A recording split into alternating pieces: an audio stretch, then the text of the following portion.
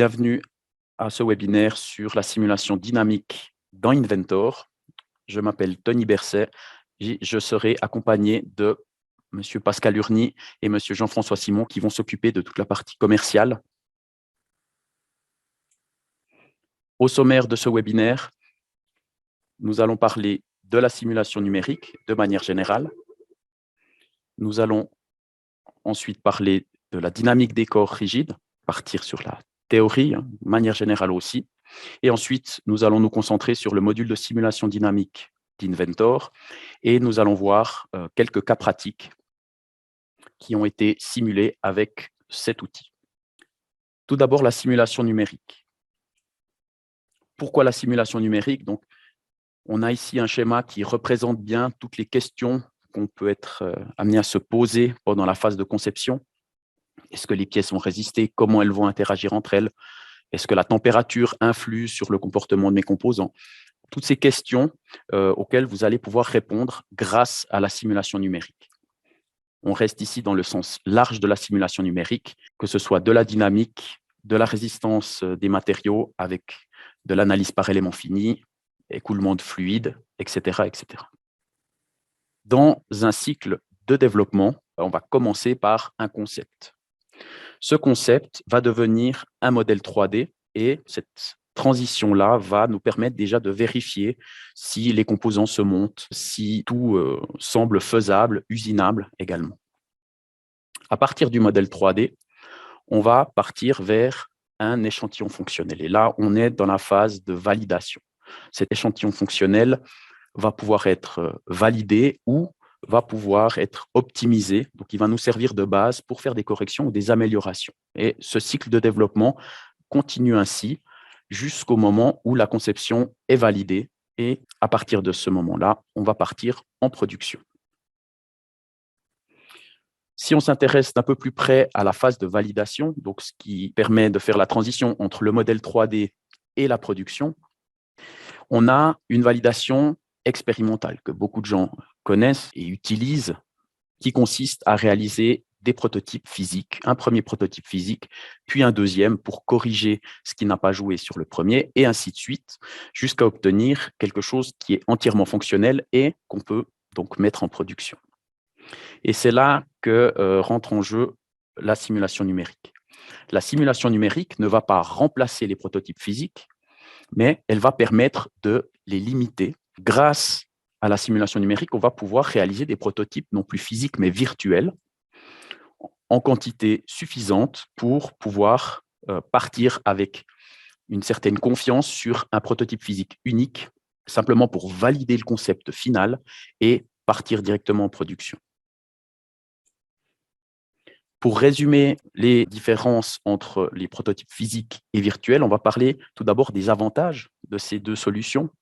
Avec un prototype physique, on a effectivement un avantage, c'est qu'il est basé sur la réalité. C'est que si le prototype physique fonctionne, on est sûr à 99% que le modèle de production, le modèle final, va fonctionner.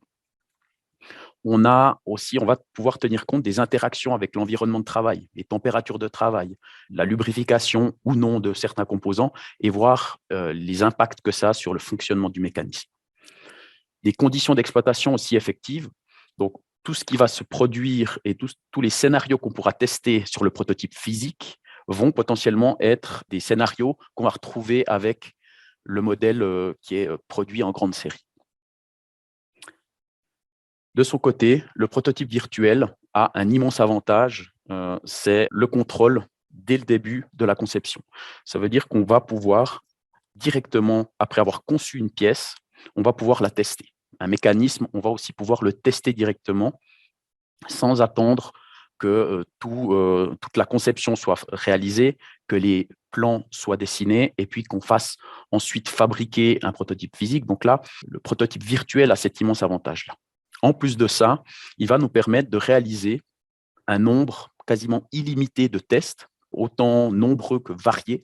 Ça dépendra simplement du temps que vous avez à disposition pour cette phase de test, mais c'est quelque chose qui se fait très rapidement et très simplement.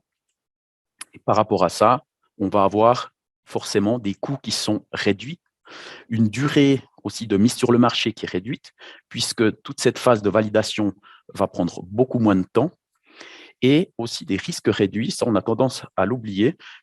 Si vous avez la possibilité de tester un nombre assez important de scénarios différents de manière virtuelle, vous allez forcément réduire les risques qu'un client ou un autre utilise vos produits de la mauvaise façon, qu'on aille de la casse. Vous pouvez anticiper plus facilement sur ce genre de problème. Pour finir, ça va avec le premier point, donc le fait de pouvoir contrôler dès le début la conception. On va aussi pouvoir corriger le tir dès le début, très rapidement, et directement sur le 3D. On n'est pas obligé de tout reconcevoir. On peut simplement faire des petites adaptations et directement derrière, tester ces adaptations pour être sûr que ça corrige bien les éventuels problèmes qu'on aurait décelés. Les inconvénients, au niveau des prototypes physiques, c'est forcément peut-être le plus problématique, c'est le temps que ça prend pour obtenir un prototype physique. Je parlais tout à l'heure, je l'ai cité, mais le fait de devoir concevoir en entier tous les composants du mécanisme, de faire leur mise en plan, de faire usiner tout ça, prend un certain temps, avec un coût qui est généralement très élevé. Ça dépend dans quel domaine vous vous trouvez, mais généralement, ce n'est pas donné. Ça nécessite des ressources qu'on n'a pas forcément en interne et ce qui va nous amener à sous-traiter la fabrication de prototypes.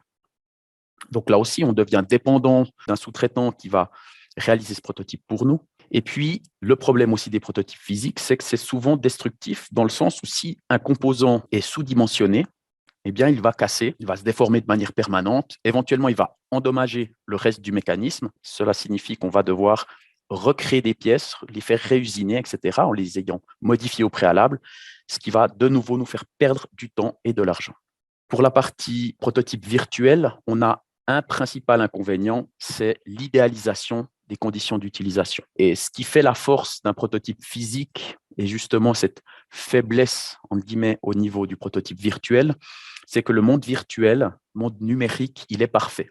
Ça veut dire qu'on ne va pas tenir compte d'éventuels défauts dans la matière, d'un grain de sable qui viendrait se mettre dans un roulement. Toutes ces petites choses qui font qu'en réalité et au final, un mécanisme va fonctionner moins bien que dans la théorie, c'est justement l'impact de tous ces éléments extérieurs dont on ne va pas pouvoir tenir compte, ou du moins pas de manière automatique. Il faudra vraiment chercher comment se comporte mon mécanisme lorsque toutes les tolérances sont au plus défavorables. Et puis regarder à ce moment-là ce qui se passe, et là, il faudra vraiment volontairement aller chercher ce scénario-là.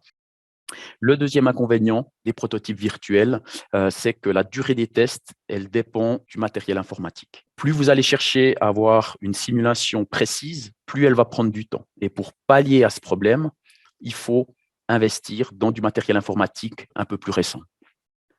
Nous allons maintenant parler de la dynamique des corps rigides. Alors, le but, ce n'est pas de vous dispenser un cours de HES sur la physique multicorps.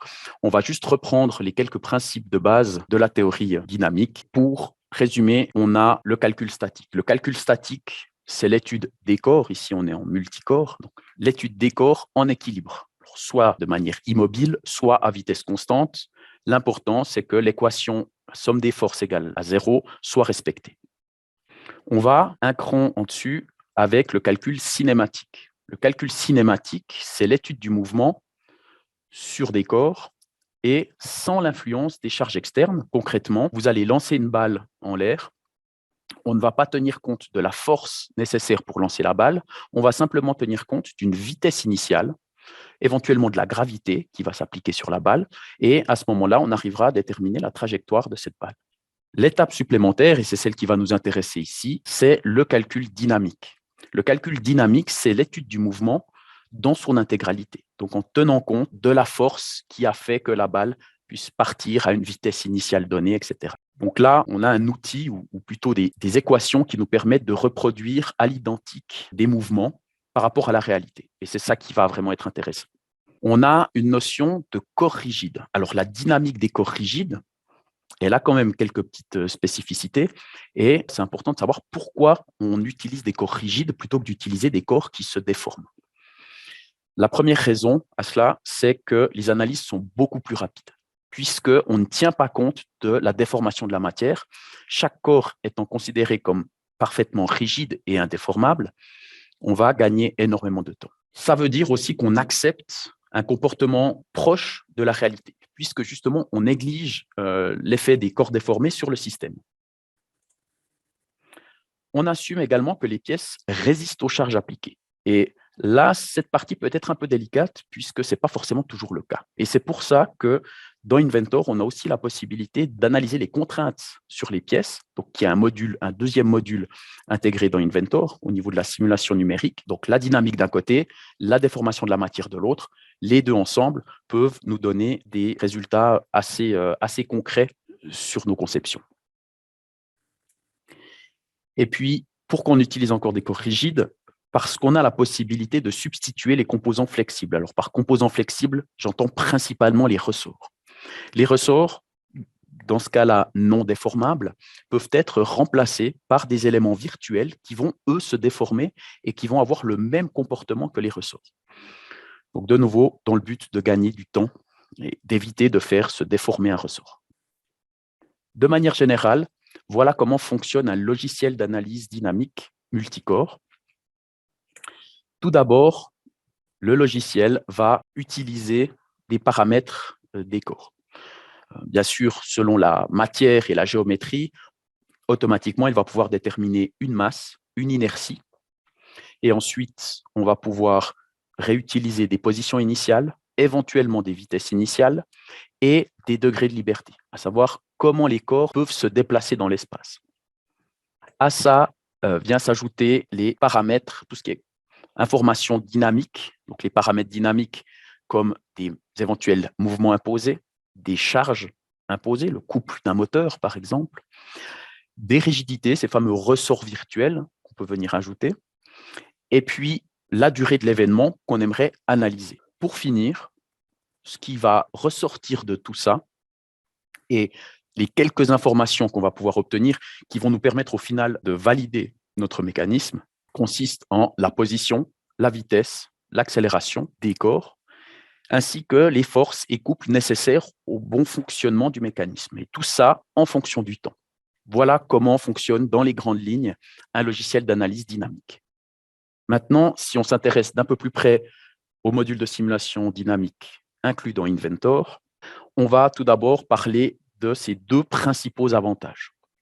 Le premier, c'est le fait qu'il soit 100% intégré dans l'interface Inventor.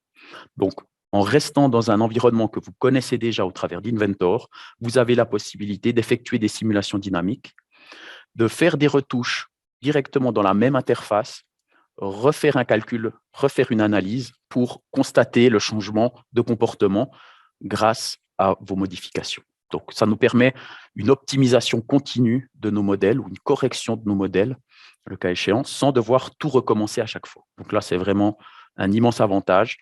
Deuxième gros avantage, l'outil est capable de convertir automatiquement les contraintes d'assemblage en liaison dynamique. Ça veut dire que vous ne construisez qu'une fois votre assemblage dans Inventor, dans le module d'assemblage, et toutes les contraintes vont être récupérées automatiquement et converties. Donc, en liaison dynamique, ça veut dire qu'une fois dans la simulation dynamique, vous n'êtes pas obligé de reconstruire votre mécanisme. Donc là aussi, un gain de temps énorme, à condition bien sûr que l'assemblage soit correctement contraint. Mais ça, c'est un peu le job de tout constructeur.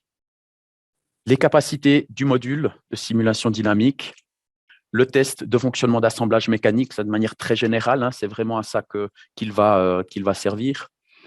Pouvoir analyser des réactions entre pièces mobiles, réactions entre une roue et un pignon, ou alors entre un pignon et une crémaillère, ce qui devient un peu plus délicat. Est-ce que la crémaillère est correctement dimensionnée?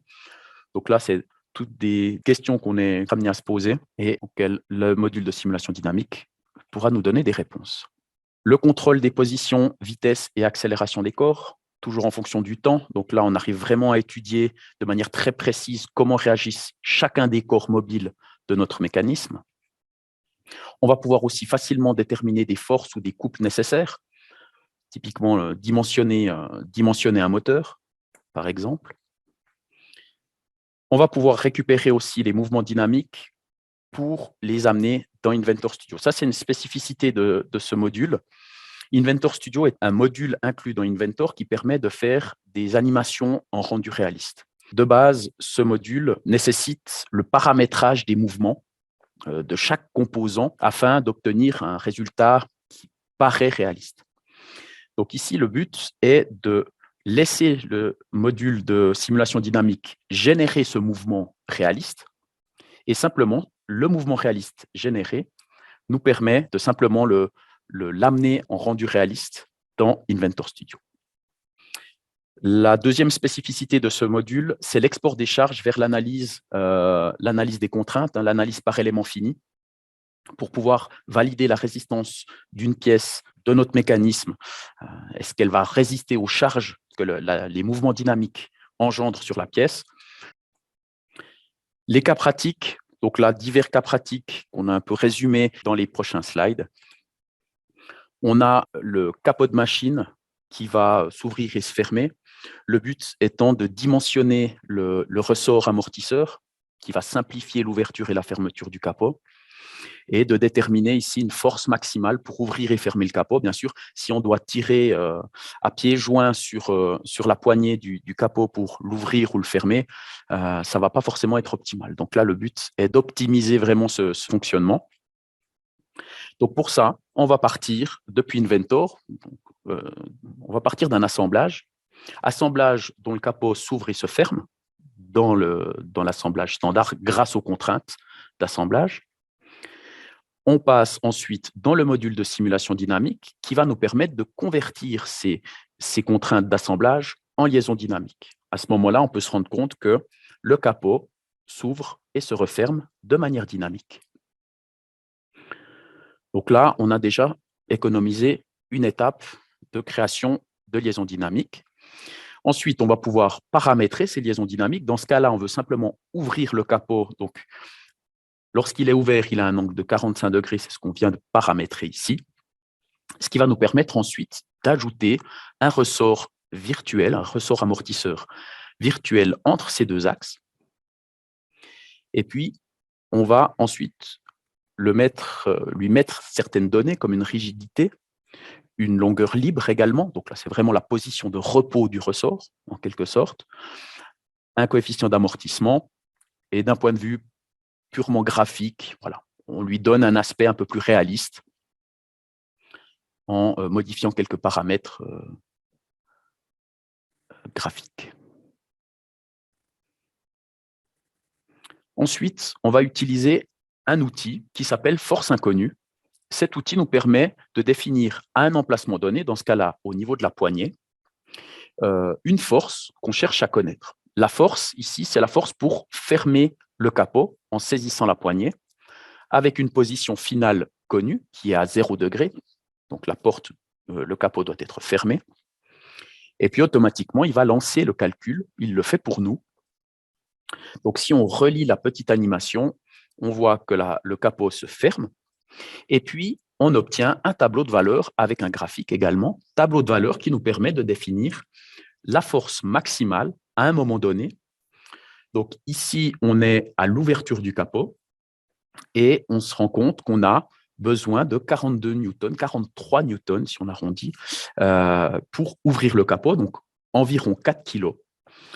Pour la fermeture du capot, on est plutôt aux alentours de 35 newtons, donc 3,5 kg, ce qui est tout à fait acceptable donc pour ouvrir et fermer ce capot. Donc voilà un cas pratique d'utilisation du module dynamique. Le prochain exemple, il est basé sur une horloge électrique réalisée par la société BEMRC. Le but étant de répondre à deux questions grâce au module de simulation dynamique. Est-ce que les rapports d'engrenage sont corrects? Et puis, quel couple doit fournir le moteur pour garantir une vitesse donnée, bien sûr, pour que notre horloge soit à l'heure? Donc, à partir du moteur électrique, on va suivre un train d'engrenage jusqu'à la roue des heures, ensuite jusqu'à la roue des jours, et puis finalement la roue des mois. Cette horloge a été réalisée en tant que prototype. Et puis, son équivalent d'un point de vue numérique, ici, donc on va retrouver cette fameuse horloge qui a été simulée de manière dynamique, avec une vitesse constante au niveau du moteur électrique. Alors là, on est à vitesse réelle. On va bien sûr augmenter un peu la vitesse pour pouvoir valider le bon fonctionnement de tout le mécanisme, tenant compte des frottements, tenant compte de l'amortissement, tenant compte également des rendements de la denture. On arrive très facilement à déterminer un couple pour ce moteur électrique. Le prochain exemple ici est un exemple sur le mouvement horloger de l'organisation Open Movement, qui est un mouvement libre de droit, un mouvement open source. Et plus précisément, nous allons nous intéresser ici au mécanisme de la tige de remontoir. Ce mécanisme qui doit permettre de régler le mouvement, de régler l'heure, doit s'activer sur 3 positions. Donc là, c'est une des questions qu'on peut être amené à se poser, c'est est-ce que les 3 fonctions s'activent correctement, à savoir que la première fonction permet de remonter le ressort de barrière pour recharger la montre. La position intermédiaire permet de régler le disque de quantième, donc de régler le jour, la date. Et la 3e position permet de régler l'heure, tout simplement. Donc pour ça, une maquette imprimée en 3D a été réalisée. Cette maquette permet bien sûr de valider le mécanisme, le concept, et puis de nouveau son équivalent d'un point de vue numérique. Donc ici, c'est le mécanisme qui a été simulé avec les 3 positions qui font leur travail avec les différentes réactions des composants. Donc là, on peut valider effectivement que tout ça fonctionne parfaitement. Vous noterez que tout ce qui est lame-ressort, notamment ici la lame qu'on voit en bas, qui ne se déforme pas puisqu'on est dans un élément 100% rigide. Par contre, on a pu remplacer cette lame-ressort par un ressort virtuel qui a exactement le même effet que la lame-ressort, et qui va, par contre, fortement simplifier le calcul du solveur dynamique. L'exemple suivant est encore un exemple horloger. Donc, il s'agit ici d'un disque des jours avec un doigt et une lame. Cette lame va indexer la roue en étoile. Et puis, la première question qu'on peut se poser, c'est lorsque le doigt revient en arrière, être sûr qu'il ne fasse pas revenir en arrière le disque. Donc, à l'aller, on voit que il passe au jour suivant, donc jusque-là, pas de souci. Et puis, au retour en arrière, on peut confirmer que le fonctionnement est correct, hein, donc il n'y a pas de retour en arrière du disque. Donc, la simulation dynamique nous permet de très facilement valider le concept. Dans ce cas-là, on est beaucoup plus global sur le mouvement. Il s'agit ici d'appliquer un couple sur le barillet, couple constant ou couple dégressif. Au niveau du balancier, on va simuler le spiral du balancier, donc on va lui appliquer une rigidité angulaire. Et puis, l'objectif est de savoir comment se comporte le mouvement avec différents paramètres, avec différents couples, avec différentes rigidités, faisant varier forcément l'amplitude d'un côté, ou la fréquence de fonctionnement de l'autre. Donc, on va bien sûr respecter la chaîne cinématique, le train d'engrenage, et puis on va jouer sur des contacts pour que le mouvement puisse se faire correctement. Donc, de manière un peu plus accélérée, voilà ce que ça donne. Bien sûr, l'intérêt derrière, c'est aussi d'analyser ces résultats, pas d'un point de vue uniquement visuel, avec le mécanisme qui bouge, mais aussi grâce au graphique de sortie, et d'obtenir dans ce cas-là l'amplitude du balancier, mais également la position des différents composants. Par exemple, la rotation de la roue des minutes, être sûr qu'elle fasse bien un certain nombre de degrés toutes les secondes, une validation globale du mécanisme. Alors, exemple un peu moins horloger cette fois-ci, avec un moteur 6 cylindres en V qui va nous permettre de déterminer le couple du moteur, le couple fourni par le moteur, sachant qu'on connaît la force générée par l'explosion dans les cylindres. On connaît également les inerties des différentes pièces en mouvement, les frottements, les amortissements des différents composants. Tous ces paramètres mis bout à bout vont nous permettre d'obtenir les différents résultats, les différentes valeurs qu'on cherche à avoir. Et puis aussi, une question subsidiaire, combien de temps faut-il au moteur pour atteindre les 2000 tours par minute? Alors là, on est plutôt en mode banc d'essai, hein, clairement. Mais voilà, donc là, on peut déterminer, grâce à notre graphique, qu'à une demi-seconde, on atteint ces 2000 tours par minute.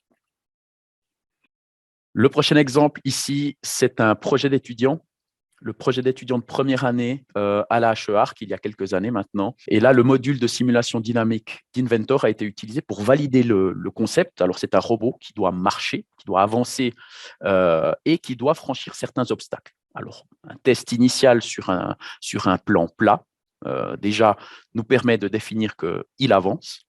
Et puis, quand on met le robot face à des obstacles, on peut constater qu'effectivement, il arrive à les passer. Donc, on valide aussi le concept. On peut, par la même occasion, dimensionner le moteur qui va entraîner cette action d'avancer. Ici, on voit un convoyeur de flacons.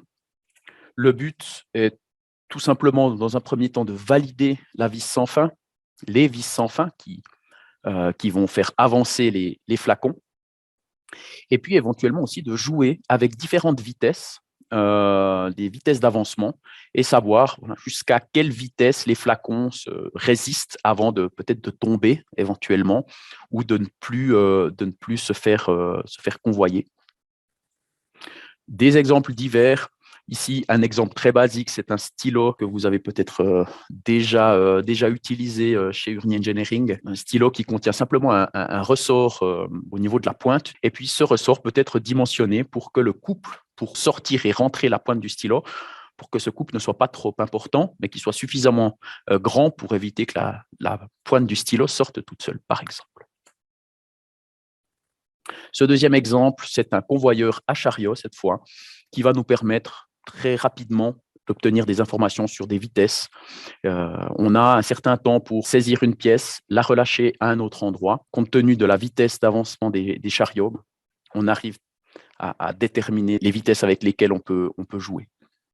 On termine ces exemples sur la première spécificité du module de simulation dynamique, à savoir l'animation en rendu réaliste, avec la marche à suivre suivante. Donc, tout d'abord, on va commencer par animer le mécanisme de manière dynamique au travers du module. On va pouvoir, grâce à une fonction, envoyer la simulation vers Inventor Studio. On va ensuite se contenter de paramétrer le rendu. Et pour finir, on va générer une vidéo en rendu réaliste. Alors, voilà ce que ça donne concrètement. Donc, on a un mécanisme. Alors, un troisième mouvement horloger ici qui a été simulé de manière dynamique, donc il réagit comme dans la réalité. Donc de nouveau avec un couple au niveau du barillet, une rigidité au niveau du balancier. Et puis à partir de ce mouvement dynamique, on va simplement publier vers Studio. Ceci nous emmène directement dans l'environnement Inventor Studio, environnement qui nous permet ensuite de retrouver la simulation. Cette simulation doit simplement être paramétrée pour lui donner un nombre d'images qui correspondent à la simulation, et puis une durée. Donc là, on va dire qu'on a une durée de 10 secondes pour cet événement. On va juste pouvoir confirmer le bon fonctionnement du mouvement. Donc là, on se rend compte que ça bouge correctement, que toutes les informations ont bien été reprises de la dynamique. Et pour finir, donc il ne nous reste plus qu'à animer, à générer l'animation avec quelques paramètres, l'emplacement de la vidéo, la durée, le rendu. Et ça, on parle ici de qualité du rendu, donc avec un nombre d'itérations par image, une précision au niveau du rendu, l'éclairage, etc. Avec un nombre d'images par seconde également pour une meilleure fluidité. Et puis, voilà, après de longues minutes, on va obtenir un résultat. On voit qu'ici, il calcule avec les différentes itérations, donc il adoucit l'image petit à petit. Donc, le résultat final, ici, qui est de moyenne qualité, on va dire, nous permet déjà d'avoir une vidéo qui nous montre les ombres, les reflets dans les surfaces polies, la transparence des rubis, etc. Donc, les données qui peuvent être ensuite utilisées, les vidéos, pardon, qui peuvent être ensuite utilisées pour des présentations, pour des explications de fonctionnement de mécanismes, par exemple. La deuxième spécificité de ce module dynamique consiste à l'export de charge vers l'analyse par élément fini, la FEA. Pour ça, la marche à suivre est aussi relativement similaire au cas précédent. Donc, on va commencer par animer le mécanisme de manière dynamique. On va ensuite devoir sélectionner un ou plusieurs pas temporels, des pas qui nous intéressent et qui sont pertinents dans le fonctionnement du mécanisme. Ensuite, on va envoyer ces données vers le module d'analyse des contraintes. Et pour finir, on va effectuer la simulation. Donc, voilà en quoi ça consiste. Donc, ici, on a un mécanisme qui se déplace de manière dynamique, donc avec un piston, une bielle, un vilebrequin. On tient compte des amortissements, des frottements, des inerties. Et puis, grâce au graphique de sortie, on arrive à récupérer les forces à certains endroits. Ces forces vont être filtrées pour obtenir le pas temporel où la force est la plus élevée. Et c'est ce pas temporel qui va être sélectionné pour l'export. Ensuite, on définit le composant qu'on aimerait analyser, les zones sur lesquelles s'appliquent les différentes charges qui auront été déterminées automatiquement. C'est tout l'intérêt de cet outil, c'est que les charges soient définies. Et puis à partir de là, on peut simplement quitter le module de simulation dynamique et se rendre dans l'outil d'analyse des contraintes, également intégré dans l'interface Inventor. À partir de là, on va créer une étude et c'est à ce moment-là qu'on va spécifier qu'on aimerait récupérer un pas temporel donné pour constater ou simuler plutôt le comportement du composant. Donc, la première chose à faire ici est de générer un maillage pour avoir une bonne précision. Donc là, on voit que le maillage n'est pas assez fin. On va pouvoir l'affiner légèrement, histoire d'avoir un résultat un peu plus précis. On le met à jour pour confirmer que cette nouvelle dimension de maillage nous convient. Et puis au passage, on constate que toutes les charges ont été automatiquement importées depuis la simulation dynamique. Voilà. On lance l'analyse et puis quelques secondes plus tard, on obtient le résultat. Résultat ici qui nous indique que voilà, on a une contrainte maximale d'environ 92 mégapascales. Dans cette zone-là, compte tenu du matériau utilisé, on sait qu'on est tout à fait dans le tir et qu'on n'a pas de souci à se faire d'un point de vue de la déformation de la matière. On reste sur une déformation tout à fait acceptable. Voilà pour les exemples et cas pratiques dans ce module de simulation dynamique. J'espère que chacun aura pu retrouver un peu des cas concrets qui lui parlent. On va terminer ce webinaire par nos services. En lien avec la présentation d'aujourd'hui, on vous propose des formations spécifiques sur le module de simulation dynamique, donc sur un jour, et on voit vraiment la totalité de ce module de simulation dynamique. Pour ceux qui n'auraient pas forcément de notion de base dans Inventor, pas les connaissances suffisantes pour la conception, on propose bien sûr des formations Inventor de base sur 4 jours. Et puis, bien sûr, nos autres services, comme du consulting, pour vous accompagner dans vos différents projets, des installations pour installer des nouvelles licences, des nouveaux postes, migrer des postes existants, et puis, bien sûr, du support technique également, pour pouvoir vous dépanner, répondre à vos questions en ce qui concerne les produits Autodesk. Et pour finir, nous vendrons également des stations de travail HP, soit des ordinateurs portables, soit des tours, qui sont vraiment dédiés à la conception. Je tiens à remercier l'organisation Open Movement et la société BEMRC pour leur collaboration et leur partage. Je vous remercie d'avoir participé à ce webinaire. Vous pouvez bien sûr nous retrouver sur notre site internet, sur les réseaux sociaux également, Facebook, LinkedIn. N'oubliez pas notre chaîne YouTube sur laquelle vous allez prochainement retrouver ce webinaire et bien d'autres. Je vous remercie et à bientôt.